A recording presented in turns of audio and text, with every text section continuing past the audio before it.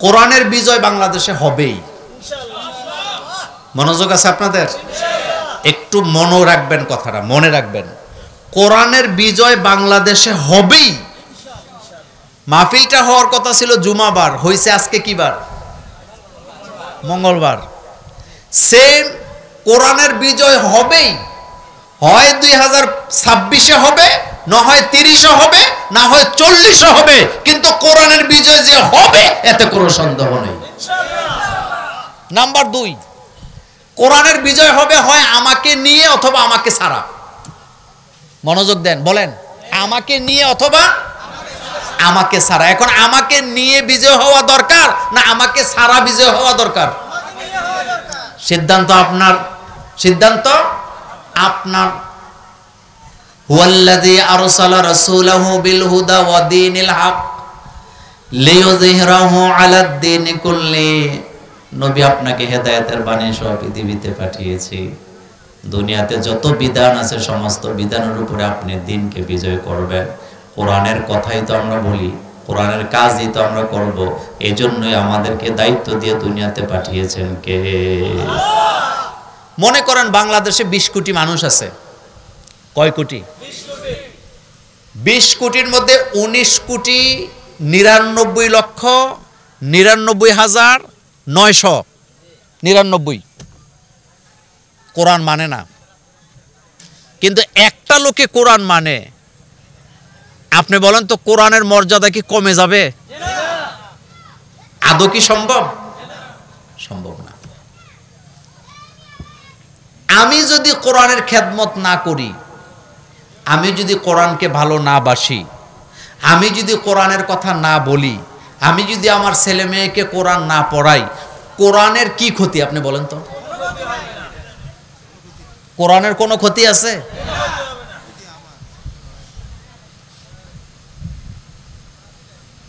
কোনো ক্ষতি নেই। তাহলে প্রথম পয়েন্টে জানলাম কোরআনের বিজয় হবে হয় আমাকে নিয়ে অথবা আমাকে। কিন্তু আমি কোনটা চাই? জোরে বলেন, আমি কোনটা চাই? আমাকে নিয়ে যেন কোরআনের বিজয় হয়। কোরআনুল কারীম এমন একটি কিতাব, যেই কিতাবের শত্রু যেদিন কোরআন নাজিল হয়েছে সেদিন থেকে শুরু হয়েছে, কিয়ামত পর্যন্ত শত্রু থাকবে। কোরআনুল কারীমের প্রথম বিরোধিতা করেছেন আবু জাহিল, আবু লাহাব, উতবা, সায়বা, মুগিরারা। কথা ঠিক না? তাদের বিরোধিতার ধরনটা ছিল ভিন্ন রকম। সেটা কি? রাসূল তেলাওয়াত করলে তারা গন্ডগোল করত, আওয়াজ করত, শোরগোল করত। রাসূল যতটুকুন সুরে আওয়াজে কোরআন তেলাওয়াত করতেন, কাফেরা তার চাইতে আরো বেশি জোরে চিল্লাইত। এ কথা কার? وقال الذين كفروا لا تسمعوا لهذا القرآن। কাফেররা বলতো খবরদার কোরআন শুনবা না, কোরআন তেলাওয়াত করার সময় তোমরা গন্ডগোল করো। ওয়ালগাউ ফীহি লাআল্লাকুম তাগলিবুন। তোমরা যদি গন্ডগোল করো হতে পারো তোমাদের আওয়াজগুলি কোরআনের আওয়াজের উপরে চলে যাবে, তোমরা কোরআনের উপরে বিজয় হবা। কিন্তু আল্লাহ বললেন, হাবিব আপনি যে তেলাওয়াত করেন, আপনার তেলাওয়াত আমার আরশে আজিম পর্যন্ত পৌঁছে যায়।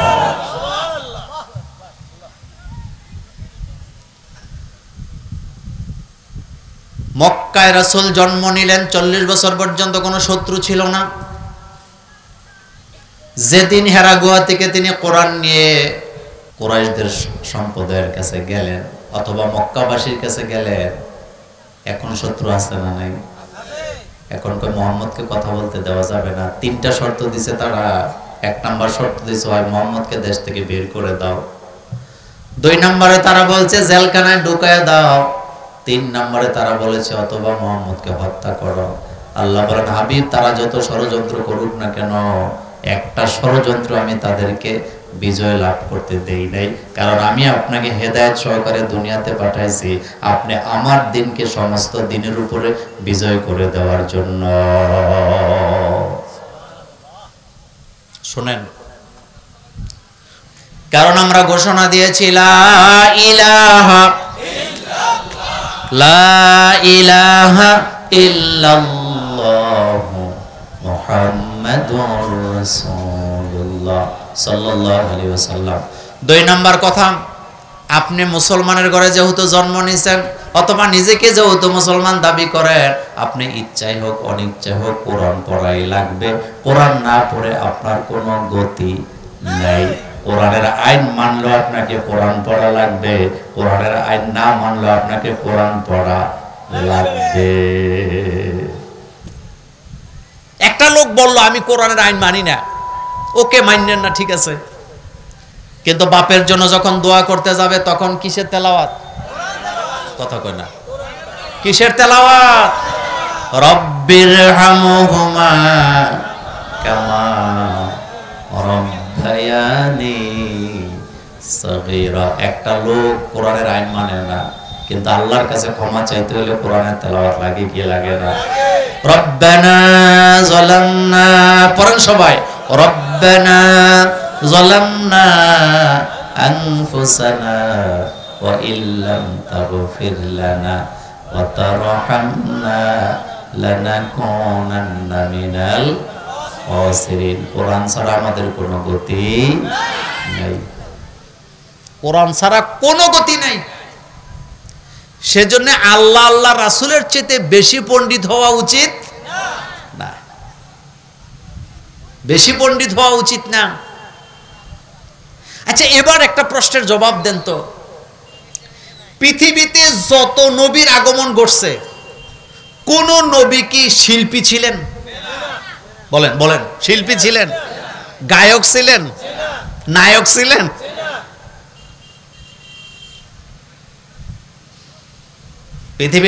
পৃথিবীতে যত মানুষের আগমন ঘটছে নবীদের সাথে কারো তুলনা নাই, কারণ সমস্ত নবীরা ছিলেন মাসুম, কোনো পাপ কোনো অন্যায় তাদেরকে স্পর্শ করতে পারেন নাই। কিন্তু একজন নবীও শিল্পী গায়ক ছিলেন না, প্রত্যেক নবী বাণী প্রচার করেছেন কার?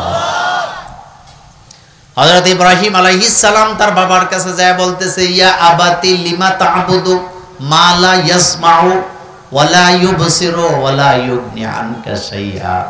ও আমার আব্বা, এমন জিনিসের গোলামি কেন করো যে জিনিস চোখে দেখে না, কানে শোনে না, কোনো কথা বলতে পারে না, তোমার কোনো উপকার ক্ষতি করতে পারে না, বরং গোলামি তো করতে হবে তার যিনি সমস্ত ক্ষমতার মালিক। লিমা তা'বুদু মা লা ইয়াসমাউ, ও বাবা এমন জিনিসের গোলামি কেন করো যেই জিনিস কানে শোনে না, চোখে দেখে না, কথা বলে না, কিচ্ছু করতে পারে না, জড়বস্তুর গোলামি কেন করবা? ইয়া আবাতি ইন্নী ক্বাদ জাআনি মিনাল ইলমি মা লাম ইয়াতিকা ফাত্তাবি'নি আহদিকা সিরাতান সাবিয়্যা। ও আমার আব্বা, তুমি আমাকে অনুসরণ করো, আমি তোমাকে সোজা রাস্তা দেখায় দেব। এই জন্য মুমিনারা পড়ে ইহদিনাস সিরাতাল মুস্তাকিম, পড়েন সবাই, ইহদিনাস সিরাতাল মুস্তাকিম সিরাতাল্লাযীনা আন'আমতা আলাইহিম গায়রিল মাগদুবি আলাইহিম ওয়ালাদ-দাল্লিন। আমিন। বাপ যদি মুশরিক হয় বাপের সাথে বেয়াদবি করা যাবে না, তবে বাবাকে অনুসরণ করা যাবে না। যাবে যাবে না। কারো বাপ যদি মুশরিক হয় তাহলে বাবার সাথে বেয়াদবি করা যাবে না, বাবাকে ধমকি দেওয়া যাবে না, গালি দেওয়া যাবে না, তবে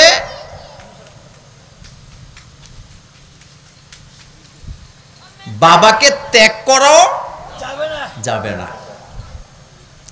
ঈমানের ব্যাপারে বাবাকে অনুসরণ করা যাবে।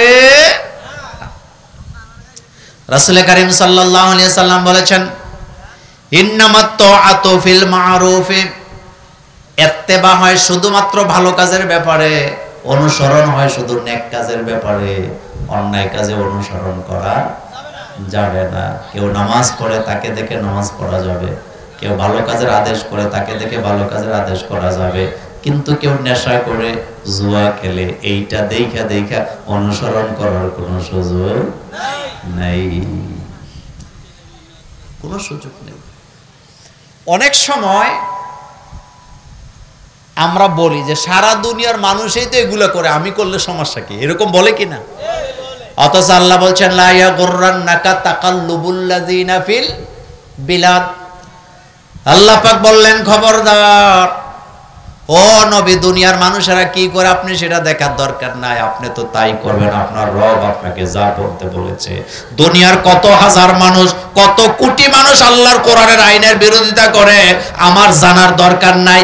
আল্লাহ বলেছেন জমিন যার আইন চলবে তার, এটাই হলো আমাদের জন্য গ্রহণযোগ্য উপদেশ।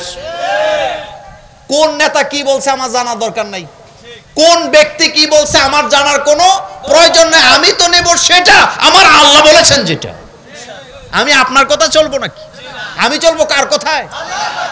নবী আপনি চতুর্দিকে তাকায়েন না, কে কি বলে কি কি করে, এটা আপনার দেখার টাইম নেই। বলেন, এটা আপনার দেখার কি নাই? আপনি দেখবেন কোনটা? আপনার রব আপনাকে যেটা করতে বলেছে। ফামাইয়ামাল মিসকালা যাররাতিন খায়রান ইয়ারা ওমাইয়ামাল মিসকালা যাররাতিন শাররান ইয়ারা। নবী আপনি বলে দেন ভালো কাজ যদি করে এটা যদি কম হয় সেটার প্রতিদানও পাবে, খারাপ যদি করে যাররা পরিমাণ এটার হিসাবও আল্লাহর কাছে দেওয়া লাগবে নাকি লাগবে না? বাঁচার কোনো রাস্তা নাই। যাররা পরিমাণ কিবির, যাররা পরিমাণ অহংকার যদি হৃদয়ের ভিতরে থাকে, রাসূল বুখারীতে বলেছেন ওই লোকটা আল্লাহর জান্নাতে যেতে। কিন্তু আমাদের মধ্যে অহংকার আছে না? ইলমের অহংকার, চেহারার অহংকার, পোশাকের অহংকার, সম্পদের অহংকার, ছেলেমেয়ের অহংকার অহরহ আছে। আমি মোল্লা নাজিম, প্রধান বক্তা, আমি অমুক, আমি তমুক। কিন্তু মরার পরে এই দেহ কোথায় থাকবে বলেন তো? কিচ্ছু পাওয়া যাবে? মুসলমানের সন্তান, কথার মধ্যে পেঁচ লাগায় না, শুধু বুঝেন। মুসলমানের সন্তান বয়স মোটামুটি 80 বছর পাইছে, মরার আগে এই দেহ কইছে এটা আমি মেডিকেলে দান করে গেলাম, পোলাপাইনে এটারে কাইটটা ছিটা শিখবে।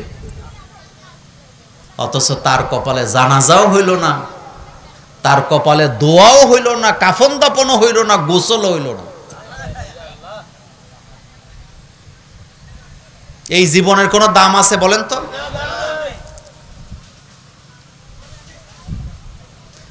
আমাদেরকে কত সুন্দর করে রাসূল শিক্ষা দিয়ে গেছেন, কেউ যখন মারা যাবে তার মৃত লাশটাকে কষ্ট দেওয়া যাবে না, মৃত লাশের সাথে বেয়াদবি করতে নিষেধ করেছেন মুহাম্মদ সাল্লাল্লাহু আলাইহি ওয়াসাল্লাম। একটা ইহুদির লাশ নিয়ে যাওয়া হচ্ছে, ইহুদির লাশ।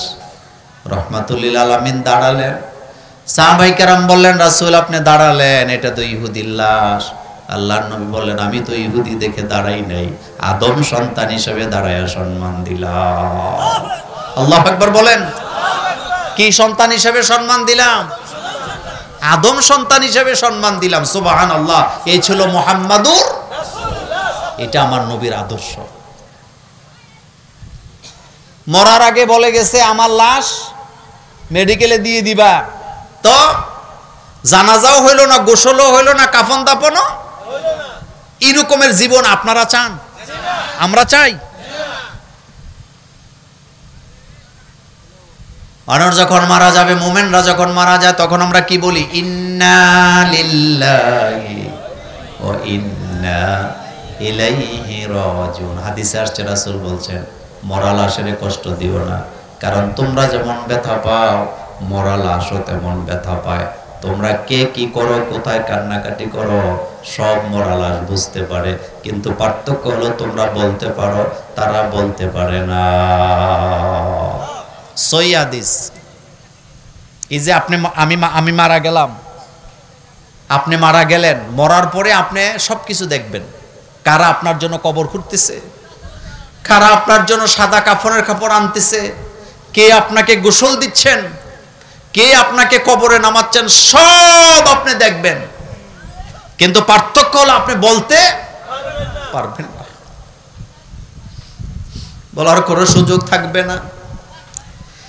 এই জন্য আল্লাহর নবী বলেছেন আকসিরু যিকরা হাজিমিল লাজ্জাতিল মাউত, প্রতিদিন মৃত্যুর কথা স্মরণ করো। কতবার? 70 থেকে 100 বার।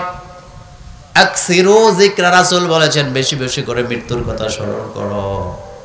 কারণ একটা মানুষ নিরহংকার হয় ততক্ষণ যখন তার হৃদয়ের ভিতরে মৃত্যুর কথা মনে পড়ে যায়। জীবনে কতগুলা জানাজা পড়ছেন একটু চিন্তা করেন তো। যাদের সাথে খাইলাম, দাওয়াত খাইলাম, যাদের সাথে ঈদের নামাজ পড়লাম, জুমার নামাজ পড়লাম, যাদের সাথে শবে বরাতে শবে কদরে দুয়ার অনুষ্ঠানে শামিল হইলাম, আমাদের সাথে তারা ছিল, যাদের সাথে একসাথে বসে মাহফিল শুনলাম, আজকে আমি জীবিত তারা মরে গেছে, এরকমের হাজার হাজার মানুষ আসেনি?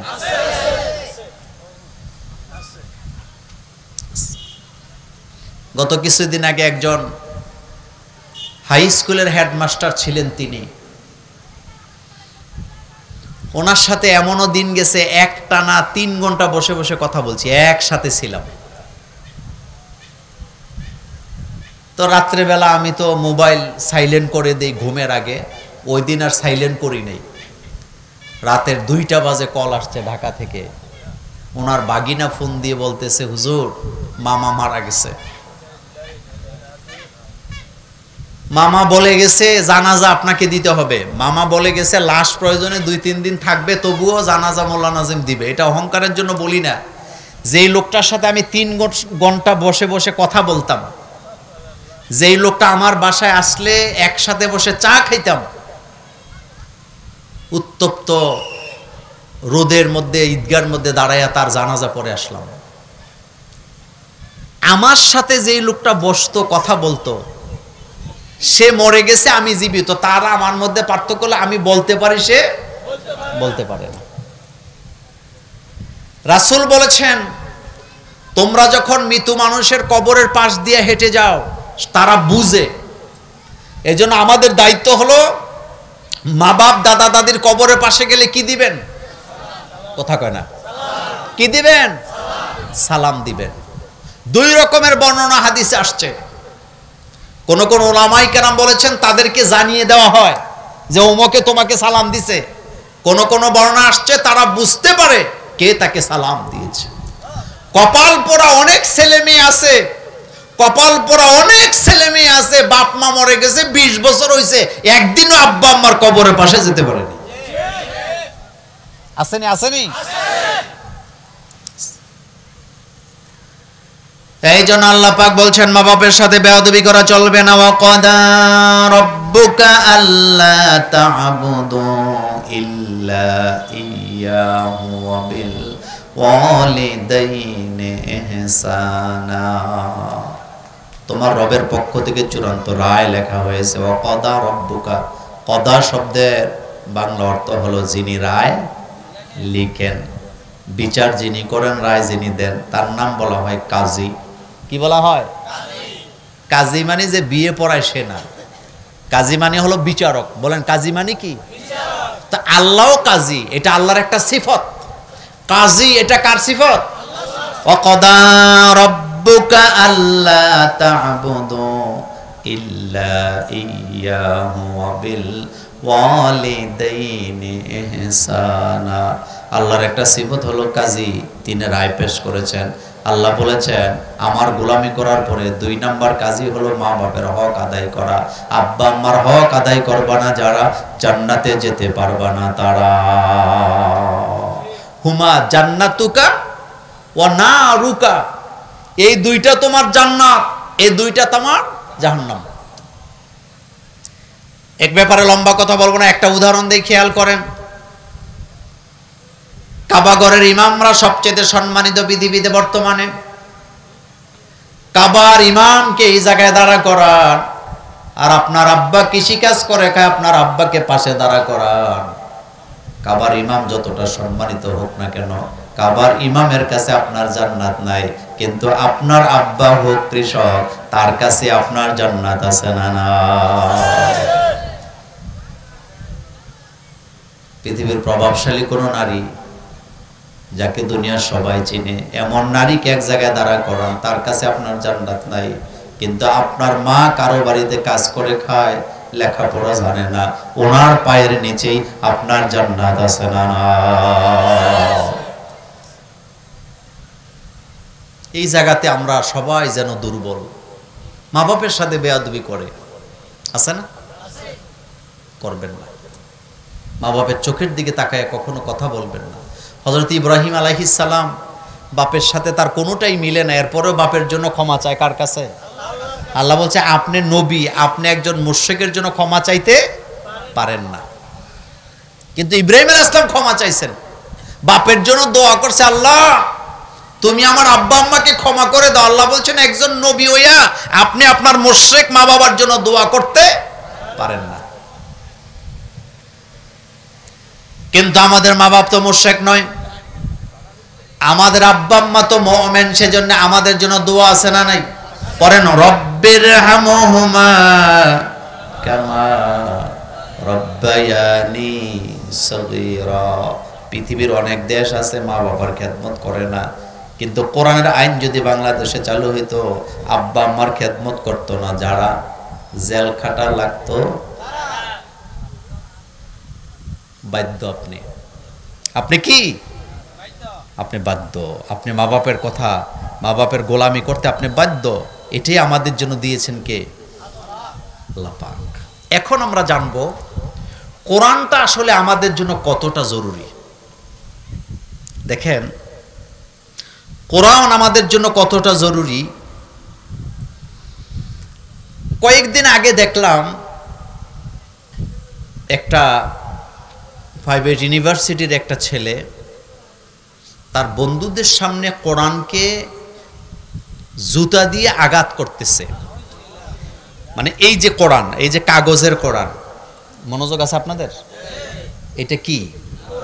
কোরআন পাণ্ডুলিপি। পৃথিবীর অন্য কোনো বইয়ের মতো এটা না। এত বড় কোনো বই যদি কেউ লিখে, সে নিজেও তার বই মুখস্থ বলতে পারবে না। যিনি লিখছেন তারে যদি বলেন যে 10 পৃষ্ঠা তুই তোর বই মুখস্থ বলতো দেখি, সে পারবে? পারবে না। পৃথিবীতে যত বই আছে 500 পৃষ্ঠার, একটি বই কেউ বলতে পারবে না যে আমি এটা মুখস্থ করছি। কিন্তু একমাত্র কোরআনুল কারীম পৃথিবীতে বর্তমানে 6.5 কোটির উপরে হাফেজে কোরআন আছে।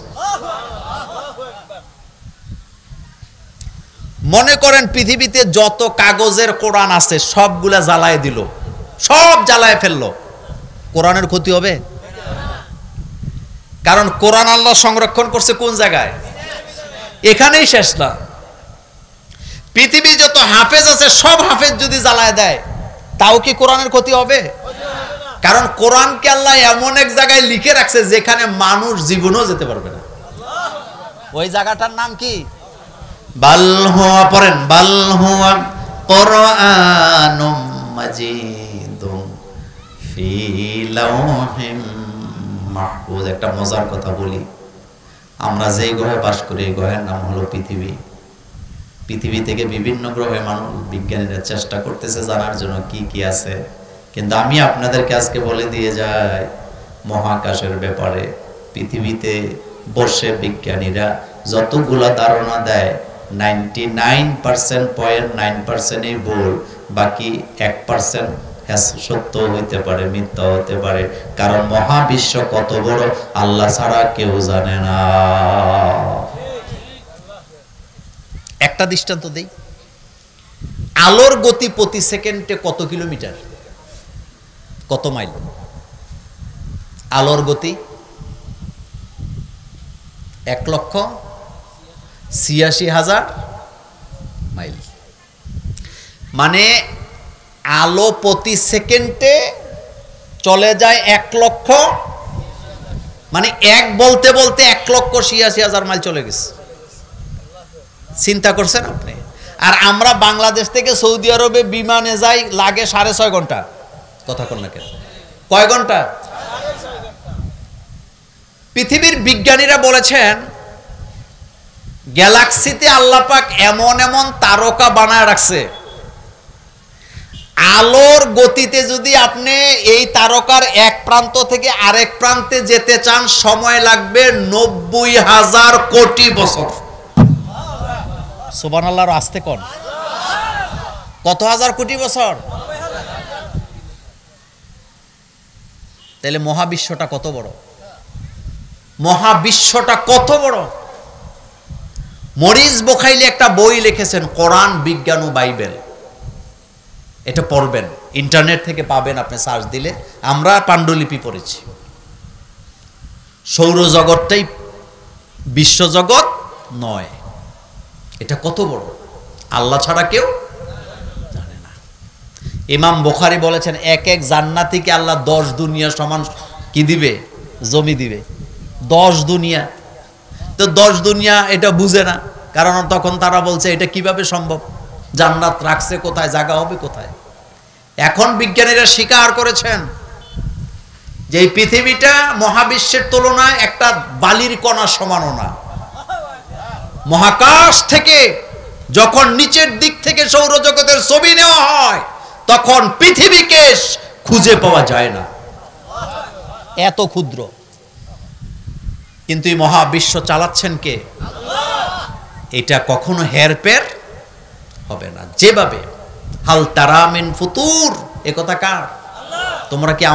তোমরা কি আমার সৃষ্টির মধ্যে কোনো নৈপুণ্যতা অথবা কোনো ভুল পাও না? আমরা রূহের জগতে ছিলাম। বলেন কোথায় ছিলাম?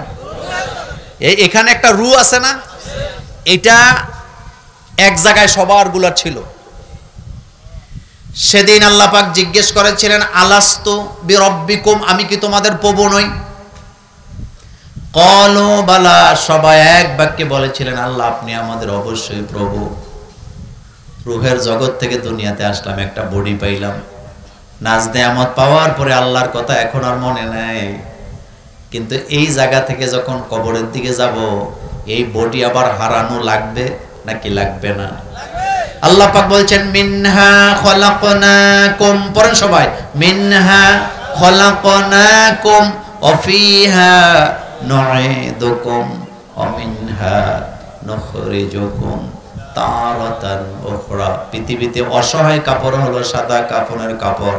এই কাপড় যখন পরানো হয়, এই কাপড় নিজে পরা যায় না, বরং এই কাপড়টাও আরেকজনে পরায়া বিদায় দেয়। আমরা মানুষ হিসাবে কতটা অসহায় একটু চিন্তা করেন তো। জীবনের শেষ বিদায়টা পৃথিবী থেকে নেব, নিজের গোসলটা নিজে দিতে পারি না, নিজের কাপড়টা নিজে পরতে পারি না, নিজের লজ্জাস্থানটা নিজে থাকতে পারি না, আরেকজনের ঢেকে বেঁধে তারপরে নিজের ঘরটাতে নিজে প্রবেশ করতে পারি না, 4 জনে ধরে তারপরে ঘরের ভিতরে নামায় দেয় না, নামায় দেয় না। তো কিসের অহংকার, কিসের বাহাদুরি, কিসের, কেন এমন করতিস? কেন বাহাদুরি করতিস?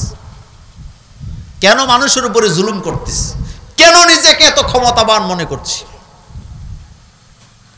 পৃথিবীতে যারাই ক্ষমতাবান, ক্ষমতার মালিক হয়েছে, একটাও পৃথিবী থেকে ইজ্জত নিয়ে বলেন যাইতে পারছে? পারে নাই। এই জন্য আল্লাহ পাক বলছেন, আবুদুল্লাহ, গোলামি করতে হবে কার? ওয়ালা তুশরিকু বিহি শাইআ, আল্লাহর সাথে কাউকে শরীক করা যাবে না। আল্লাহ একক, অদ্বিতীয়, আল্লাহর সাথে কাউকে শরীক করা যায় না। আল্লাহ কারো কাছ থেকে জন্ম নেয় নাই, তিনি কাউকে জন্ম দেয়ও না। পড়েন সবাই, কুল হুয়াল্লাহু আহাদ। পড়তে ইচ্ছা করে না, পড়েন, কুল হুয়াল্লাহু আহাদ আল্লাহুস সামাদ লাম ইয়ালিদ ওয়া লাম ইউলাদ ওয়া লাম ইয়াকুল লাহু কুফুয়ান আহাদ। আমার কলিজার ভাইয়েরা, আল্লাহর নবী বলেছেন, একবার যারা সূরা ইখলাস তেলাওয়াত করবে, 10 পারা কোরআনের তেলাওয়াতের সওয়াব আল্লাহ দিয়ে দেয়। একবার তেলাওয়াত করবেন, কয়বার? কয় পারার সওয়াব পাবেন? এটা হলো আল্লাহর পক্ষ থেকে আমাদের জন্য বোনাস। পড়েন, কুল হুয়াল্লাহু আহাদ আল্লাহুস সামাদ লাম ইয়ালিদ ওয়া লাম ইউলাদ ওয়া লাম ইয়াকুল লাহু কুফুয়ান আহাদ। কুল, নবী আপনি বলেন আল্লাহ একক। আল্লাহ একক। এককের মানে কি? তার সাথে কোনো শরীক নেই। তার ক্ষমতাধর হওয়ার জন্য লাঠিয়াল বাহিনী লাগে না, পুলিশ লাগে না, র্যাব লাগে না, কিছুই লাগে না। তিনি একক। তার ক্ষমতার মধ্যে বাঘ বসাতে পারে এমন ক্ষমতা কারো। কুল, নবী আপনি বলেন হু আল্লাহ হু আহাদ, তিনি একক। এই মহাবিশ্বকে চালাবার জন্য আল্লাহ কারো কাছ থেকে সাহায্য নেওয়ার কোনো দরকার নেই। আমরা মুসলমান, আমরা কিন্তু আকীদার ব্যাপারে খুব দুর্বল। আমরা আকীদা বুঝি না। আকীদা আমরা বুঝি না। অনেক সময় আমাদের কথার মধ্যে ভুল হয়, এজন্য আমরা ক্ষমা চাইবো কার কাছে? আমাদের ব্রেনটাই ছোট। ব্রেনটা কি? আমাদের কথার মধ্যে ভুল হয়, সিদ্ধান্তের মধ্যে কি হয়? ভুল হয়। আমরা কথা বলতে গেলে ভুল করি, সিদ্ধান্ত নিতে গেলে ভুল করি। এজন্য ক্ষমার ব্যবস্থা রাখছেন কে? আল্লাহ পাক। দেখেন বুখারীতে আসছে, এক ব্যক্তি ৯৯টা খুন করছে। কয়টা? এখানে খুন করা বুঝায় নাই, বুঝাইছে পাপ কি পরিমাণ করার পরেও আল্লাহ ক্ষমা করে দেয় যদি ক্ষমা চায়, তাওবা যদি করতে পারে। কয়টা খুন করছে বললাম? করার পরে একজনের কাছে যায় বলতেছে, ভাই আমার মন চায় আমি তাওবা করে ভালো হয়ে যাব, আমি আমার আল্লাহর কাছে মাপ চাই, আল্লাহ কি আমারে মাপ করবে? ওই লোকটা বলতেছে, তুমি যেই পরিমাণ পাপ করছো তুমি ক্ষমা পাওয়ার কোনো সম্ভাবনা নাই। রাগ করলেন, পরে বললেন ৯৯টা খুন করছিলাম, তো এটা ১০০ই করে ফেলি। তরবারি মারলেন, যাকে প্রশ্ন করলেন তাকে হত্যা করলেন। এখন খুন কয়টা হয়েছে? এবার একজন আলেমের কাছে যায় বলতেছে, আমি তো ১০০ খুন করছি, আল্লাহ কি আমারে ক্ষমা করবে? এবার আলেম বলতেছেন, শোনো, তুমি যে ১০০টা খুন করেছো, তুমি যদি তাওবার মতো তাওবা করতে পারো, যেটাকে বলা হয় তাওবায়ে নাসুহা, তুমি যদি সলিড তাওবা করতে পারো, ইখলাসের সাথে যদি তাওবা করো, আজকের পরে যদি ইখলাসের সাথে ইবাদত করো, তোমার রব তোমাকে ক্ষমা করে দিবে। ওমা উমিরু ইল্লা লিয়াবুদুল্লাহ মুখলিসিনা লাহুদ্দিন। ইখলাসের সাথে দিন মানতে হবে। মনোযোগ আছে আপনাদের? কিসের সাথে দিন মানতে হবে? ইখলাস। ইখলাস আছে কিনা দেখতে হবে। দান করলাম মানুষকে দেখাবার জন্য, ইখলাস নাই। নামাজ পড়লাম মানুষকে দেখাবার জন্য, ইখলাস নাই। কাউকে কিছু দিলাম মানুষকে দেখাবার জন্য, ইখলাস নাই। ইসলামে আন্দোলন করলাম মানুষ আমাকে বাহবা দেবে, ইখলাস নাই। কাজ করতে হবে শুধুমাত্র কাকে খুশি করার জন্য? আল্লাহকে খুশি করার জন্য। আল্লাহ ছাড়া কাউকে খুশি করার চিন্তাও করা যাবে না। আচ্ছা বলেন তো, কবরে আমাদের সাথে কেউ যাবে? চেষ্টা করলে যেতে পারবে? আমি যে স্ত্রীকে নিয়ে ঘর সংসার করি, তিনি কি আমার সাথে যাবে? বলেন যাবে? যাবে? আজকে যে বলবেন যে মোল্লা নাজিম হুজুর বলে গেছে, তোমার সাথে ৬০ বছর ৫০ বছর সংসার করি, তো আমি মারা গেলে তুমি আমার কবরে যাবা, অথবা তুমি মারা গেলে আমি তোমার কবরে যাব, রাজি আছো কিনা? বউ কইব, বহুত জ্বালাইছো জীবনে, এবার তোমার রাস্তা তুমি মাপো। কথা ঠিক না? আচ্ছা, আমাদের স্ত্রীরা আমাদেরকে ভালোবাসে না? আপনাদের যাদের স্ত্রী আছে, যারা বিয়ে করছেন, আজকে যে বলবেন যে তুমি মরে গেলে আমি বিয়ে করব, তুমি রাজি আছো নি? উনি রাজি হইব নি? কথা কন না কেন? আপনার স্ত্রী মারা গেলে আপনি বিয়ে করবেন, কোন স্ত্রী রাজি হবে? তো এখন আপনাদের কাছে জানতে চাই, এটা কি ভালোবাসা হইল না ভালোবাসার উল্টাটা হইল? আমি একটা মজার কথা বলি, আমার স্ত্রী একদিন আমাকে সেম কথা বলতেছে, আমি মরে গেলে তো আপনি বিয়ে করে ফেলবেন। তো আমি বললাম, তুমি কি আমার ভালোবাসা? অবশ্যই ভালোবাসি। তো ভালো যদি বাসো, তুমি কি চাও যে তুমি মরার পরে আমি সকালে একবার হাত পুরি, বিকালে একবার নাক পুরি, এরপর রাত্রের বেলা একবার আমার হাতের মধ্যে তেলের ছিটা পড়ুক, ঠসা পড়ে যাক, এটা কি তুমি চাও? কয় না, অবশ্যই চাই না। তো তুমি যদি এটা না চাও, তুমি মরেও যদি তুমি যাও, তাহলে আমি বিয়ে না করলে আমার রান্না করে খাওয়াই বুকে না। পৃথিবীতে যত ভালোবাসা আছে প্রত্যেকটা ভালোবাসার পেছনে উদ্দেশ্য আছে, চাহিদা আছে, কিন্তু তা আল্লাহ তার গোলামকে ভালোবাসেন, এখানে কোনো চাহিদা নাই, উদ্দেশ্য নাই, বিনা শর্তে আল্লাহ আমাদেরকে ভালোবাসেন। কথা কি ঠিক বললাম? আপনি কামাই করতে পারেন নাই, হাত দুইটা চলে গেছে, পা দুইটা চলে গেছে, এখন আর ভালোবাসা আসেনি? আপনি ঘরে বিছানায় পেশাব পায়খানা করেন, এখন আর ভালোবাসা আসেনি? নেই।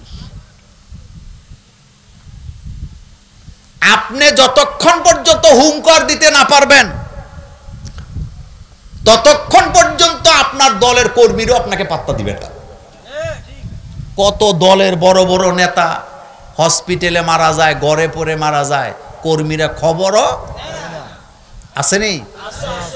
কিন্তু যতদিন সংসদ কাঁপাইছে অতদিন ডিসি, এসপি, ওসি সব ওনার কথায় কি উঠে বসে। এজন্য অহংকার করার কিচ্ছু নেই। এখন আমি আপনাদের জন্য একটা তিতা কথা বলবো, সেটা হলো আমরা অনেকে ওয়াজ মাহফিলে যাই না। ওয়াজ মাহফিলে মূলত 5 প্রকার শ্রোতা থাকে। কয় প্রকার? 5 প্রকারের মধ্যে একটা শ্রোতা এখলাসের সাথে কথা শোনে, বাকি 4টেই রং ওলা আছে। আসেন একটু এই জায়গাটাতে একটু মনোযোগ দিই। রাসূল করিম সাল্লাল্লাহু আলাইহি সাল্লাম বলেছেন, ইন্না মিনাল বায়ানি লা সিহরা, মানুষের বক্তব্যের মধ্যে জাদু থাকে। বলেন, মানুষের বক্তব্যের মধ্যে কি থাকে? এজন্য দেখবেন কিছু কিছু বক্তা সারা রাত ওয়াজ করলেও শ্রোতারা কি উঠে না, কারণ তার কথার মধ্যে কি আছে? এটা মোল্লার কথা না আল্লাহর কথা? এটা রাসূলুল্লাহর কথা। আল্লাহর কথাই রাসূলুল্লাহ বলেছেন যে মানুষের কথার মধ্যে কি থাকে? রস থাকে, জাদু থাকে। দেখেন না, চাকরিজীবীর বউ রাজমিস্ত্রির লগে বাগছে, জিজ্ঞেস করছে তোমার বাড়িতে বিল্ডিং আছে, তোমার হাজবেন্ড একজন চাকরিজীবী, তুমি রাজমিস্ত্রির সাথে ভাইগে গেলা। আসলে বাগতে তো চাই নাই, কিন্তু সে যে কিভাবে কথার জাদুতে আমার জালে ফাঁসায় দিছে আমি নিজেও টের পাই নাই। এরকমের জাদুকরি কথা আমাদের দেশে আছে না নাই? এই যে আপনি বলতেছেন বুয়া বাড়ির মেয়েটা রিক্সাওয়ালার লগে ভাগ্যা গেল কেন? আসলে তো এখানে রিক্সাওয়ালার বুয়া বাড়ির ব্যাপার না, ওই রিক্সাওয়ালায় এমন ভাবে কথা জানে যে কথায় মুগ্ধ হইয়া বুয়া বাড়ির মেয়ে রিক্সাওয়ালার সাথে ফুটুস। তাহলে কথার মধ্যে কি থাকে? মানুষের জাদু থাকে। তো এই যে আমরা মাহফিলে যাই, মূলত আমরা যাই কোরআন হাদিস শোনার জন্য। বলেন তো কি শোনার জন্য যাই? কিন্তু এখানে শ্রোতা আছে কয় প্রকার?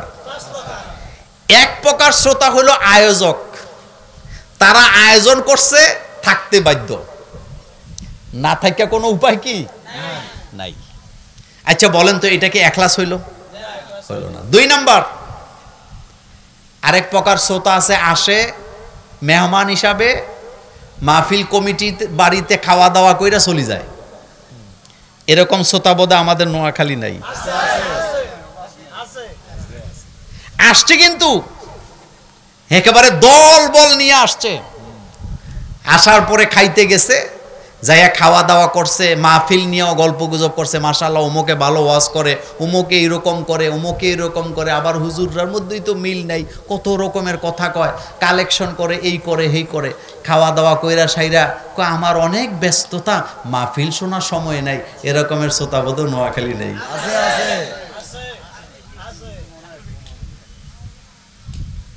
জীবনে বহু মাহফিলে গেছি, যাইয়া খানার জন্য বসতে জায়গা পাই না, কারণ নেতারা দখল করে রাখছে। কারা দখল করে রাখছে? এই কথাগুলি সত্য না মিথ্যা? সত্য। কয়টা গেছে? 3 নাম্বার শ্রোতা আসে, কিছু শ্রোতা আছে আসে বক্তার কণ্ঠ শোনার জন্য। কথা কি সত্য? মানে ওনার কণ্ঠটা কেমন, বাঁশির মতো বাজে কিনা, একেবারে এদিক দিয়ে ঢুকে এদিক দিয়ে বাইরে হয় কিনা। আচ্ছা বলেন তো কণ্ঠ এটা কে দিছে? আল্লাহ দিছে। আমরা এখানে প্যান্ডেলের ভিতরে যে কয়েকশো লোক আছি, আমাদের সবার কণ্ঠ কি একরকম? আলাদা আলাদা বানাইছেন কে? আল্লাহ। এটা সৃষ্টির সৌন্দর্য। কেন বলি, মনে করেন আমার কণ্ঠ যদি আরেক যুবকের সাথে মিলতো, ওই যুবক যদি আমার কণ্ঠ নকল করে আমার ঘরে যায়, আমার স্ত্রীর ঘরে আমার মতো করে ডাক দিয়া ঘরে ঢুকতো, তাহলে আমার স্ত্রীর ইজ্জত যাইতো নাকি যাইতো না? পৃথিবীতে যদি 800 কোটি মানুষ থাকে, 800 কোটি মানুষে আল্লাহ 800 রকমের কণ্ঠ দিয়ে বানাইছে। একই মার্গরের 4 ভাই, একজনের সাথে আরেকজনের কণ্ঠ মিলে না, যাতে করে একজন আরেকজনের নাম নিয়ে ধোঁকাবাজি করতে না পারে। কিন্তু কণ্ঠ শুনতে আসে, এরকম আসেনি? প্রত্যেকটা কণ্ঠ আল্লাহর দান, এবং যার কণ্ঠটা যেভাবে দিলে তার চেহারার সাথে মিলবে, কণ্ঠটা যেমন হইলে দূর থেকে কণ্ঠ শুনলে তার চেহারাটা মানুষের ব্রেনে বাসবে। প্রত্যেকটা মানুষকে আল্লাহ এই ধরনের কণ্ঠ দিয়া সৌন্দর্য দিয়ে আল্লাহ বানিয়েছেন। এটা আল্লাহর সৃষ্টির সৌন্দর্য।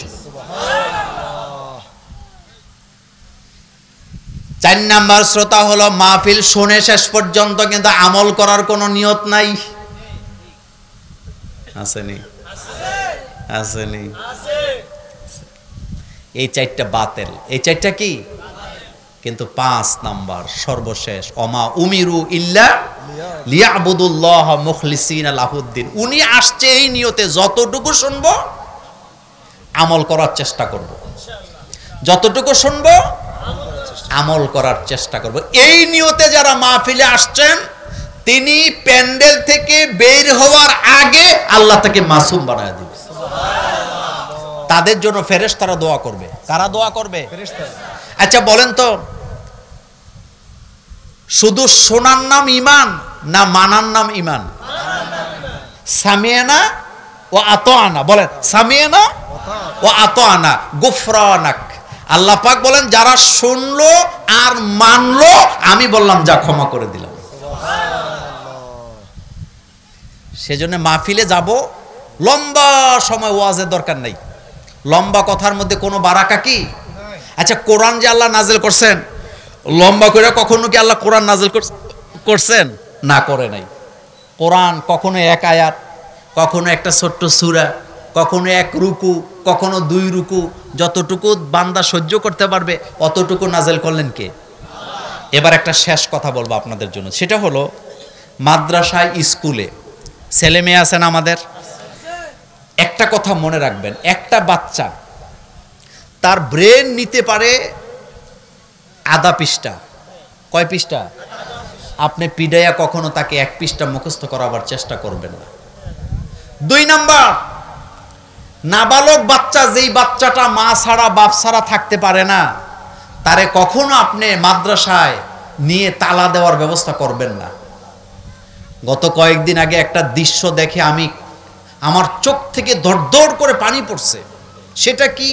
সিলেটের ঘটনা।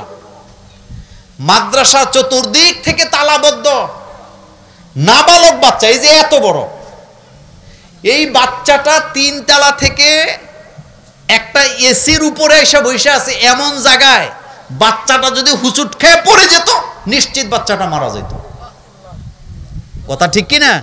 আচ্ছা এখন আপনার কাছে আমার প্রশ্ন, এত ছোট্ট বাচ্চাকে মাদ্রাসায় রাইখা তালা দেওয়ার কোনো দরকার আছে? আমাদের নবী মুহাম্মদ সাল্লাল্লাহু আলাইহি ওয়াসাল্লামের উপর কোরআন নাযিল হয়েছে কত বছর বয়সে? কথা কন না কেন? কয় বছর বয়সে? আল্লাহ কি ইচ্ছা করলে রাসূল সাল্লাল্লাহু আলাইহি ওয়াসাল্লামকে 1 বছর বয়স থেকে কোরআন দিতে পারতেন না? আল্লাহর ক্ষমতা আসেনি? অবশ্যই আছে। কেন মানুষের মতো নির্যাতন করবেন? পৃথিবীর সমস্ত মানুষকে আল্লাহ হাফেজ হওয়ার জন্য দুনিয়াতে পাঠায় নাই। সব মানুষকে আল্লাহ রিকশা চালাবার জন্য পাঠায় নাই। সব মানুষকে আল্লাহ রাষ্ট্র চালাবার জন্য পাঠায় নাই। সব মানুষকে আল্লাহ বক্তা হওয়ার জন্য পাঠায় নাই। সব মানুষকে আল্লাহ বিমান চালাবার জন্য পাঠায় নাই। আলাদা আলাদা কর্ম করার জন্য আল্লাহ সিদ্ধান্ত দিয়ে দিছে, ফাদ্দালনা বাদাহুম আলা বাদ। যাকে আল্লাহ যেটার জন্য বানাইছে সেটার জন্য আল্লাহ তাকে কবুল করবেনই। তার টাকা থাক চাই না থাক, তার আব্বা আম্মা থাকুক চাই না থাকুক, তাকে দিয়ে যতটুকু খেদমত করাবার দরকার আল্লাহ ততটুকু করায় দিবেন। বিশ্ব বিখ্যাত বহু আলেম আছে যাদের বাপ ছিল না, মা মানুষ করছেনি। কিন্তু আমরা বাপেরা অনেক সময় সন্তানকে বলি, আমিও বলি যে আমি মরলে টের পাইবা, বলি কি না? কিন্তু না, এই কথা ঠিক নয়। কারণ প্রত্যেকটা মানুষকে আলাদা আলাদা করে রিজিক দিয়া দুনিয়াতে পাঠাইছে কে? আল্লাহ। এজন্য বাচ্চাদেরকে চাপায়া দিবেন না। মনে করেন একটা বাচ্চাকে আপনি ইংলিশে ভালো বানাতে চান, 10টা ইংরেজি বই পড়লে বাচ্চা ইংরেজিতে ভালো হবে এমন কথা কোথাও নাই। একটা ইংরেজি বই যদি ভালোভাবে পড়ে 10টা বই সে পড়ার যোগ্যতা অর্জন করতে পারবে কিনা? কিন্তু 10টা মুখস্থ করায় লাভ নাই যদি একটা পড়তে না পারে। একটা বাচ্চাকে যখন কোরআনের সবক দেওয়া হয়, হেফজখানার শিক্ষক বুঝতে পারে সে কত বছরে সে হেফজটা শেষ করতে পারবে। সেজন্য আমি বলি, ইমামতি করার জন্য যতটুকু দরকার, মনে করেন 30 পারা 29 পারা, কথা ঠিক না? 30 পারা 29 পারা একেবারে ভালোভাবে মুখস্থ করায় দেন। সে হেফজ পারে না, তারে পিড়াইয়েন না, শিকল দিয়া বাঁধেন না, দরকার নাই। সে পারে না, তাকে কিতাবখানায় দেন। হতে পারে সে হেফজও পারে নাই, কিন্তু কিতাবখানায় ফার্স্ট হওয়ার সম্ভাবনা কি আছে? আপনার ছেলেটা স্কুলে পড়ে, সব সাবজেক্টে একটা মানুষ কখনো ভালো হয় না, কারণ আল্লাহ এক একজনকে এক এক মেধা দিয়ে দুনিয়াতে পাঠাইছে। মেধা এটা কে দেয়? এজন্য আমরা জ্ঞান কার কাছে চাই? রব্বি জিদনি, বলেন রব্বি জিদনি ইলমা। আল্লাহর কাছে আমরা জ্ঞান চাই, এটা আল্লাহ দেন, আল্লাহ প্রদত্ত। দেখবেন একটা বাচ্চা একেবারে ছোট, যা শুনে তাই বলে দিতে পারে, আছে না? আবার আরেকজন বয়স হইতে হইতে মোটামুটি 20 বছর হয়েছে, এখনো সূরা ফাতিহা ঠিক মতো বলতে পারে না। মেধা কি সবার সমান হয় নাকি? হয় না। হযরত আবু হুরায়রা বলেন, আমার কোনো কিছু মনে থাকতো না, আমি রাসূলকে বললাম, রাসূল আমার তো কিছু মনে থাকে না। রাসূল বলেন, রুমালটা বিছাও। আমি রুমাল বিছাইলাম, রাসূল চাদরের উপরে হাত দিলেন, আমাকে দোয়া করে দিলেন। এরপর থেকে আমি জীবনে কোনোদিন যা শুনেছি কিচ্ছু ভুলে যাই নাই। এক একজনকে আল্লাহ এক এক ব্রেন দিয়ে দুনিয়াতে পায়, এক এক কাজের জন্য আল্লাহ পাঠাইছে। সবাই রাষ্ট্রপ্রধান হবে না, সবাই আমির হবে না, সবাই সেনাপ্রধান হবে না। এক একজনকে আল্লাহ এক এক যোগ্যতা দিয়ে পাঠাইছেন। কেউ ওয়াজে ভালো, কেউ আবার কিতাবে ভালো, কেউ পড়ায় ভালো, আবার কেউ ভালো ছাত্র ছিল কিন্তু ভালো পড়াতে পারে না, কারণ আল্লাহ তাকে যোগ্যতা কি। এই জন্য অহংকারের কিছুই নেই। আমরা যেন অহংকারী না হই, আমরা যেন কি না হই, অহংকারী না হই। আল্লাহ পাক আমাদের সকলকে কবুল করুক। দিন বিজয়ের পথে আমরা যেন কাঁধে কাঁধ মিলাতে পারি। আমাদের মধ্যে কোনো দলাদলি নেই, আমরা একটা জায়গায় অন্তত এক থাকবো, সেটা হলো কোরআনের ব্যাপারে, আল্লাহ আল্লাহ রাসূলের ব্যাপারে আমরা কয় দল? কোনো ফিতনা ফাসাদ করে লাভ নাই। আমি আপনাকে জান্নাত থেকে টেনে হেসড়ে বিতাড়িত করতে পারবো না যদি আল্লাহ আপনাকে কি দেয়? জান্নাত দেন। কারণ জান্নাতের মালিকানা কার? আল্লাহ পাক। আল্লাহ পাক বলছেন, আমি জান্নাত দেব, আমি জাহান্নামের ফয়সালা করব। আল্লাহ পাকের রহমত ছাড়া জান্নাত জাহান্নাম পাওয়ার কোনো সুযোগ নাই। আল্লাহ পাক আমাদের সকলকে কবুল করুক, আলোচনাগুলি আমল করার তৌফিক দান করুক।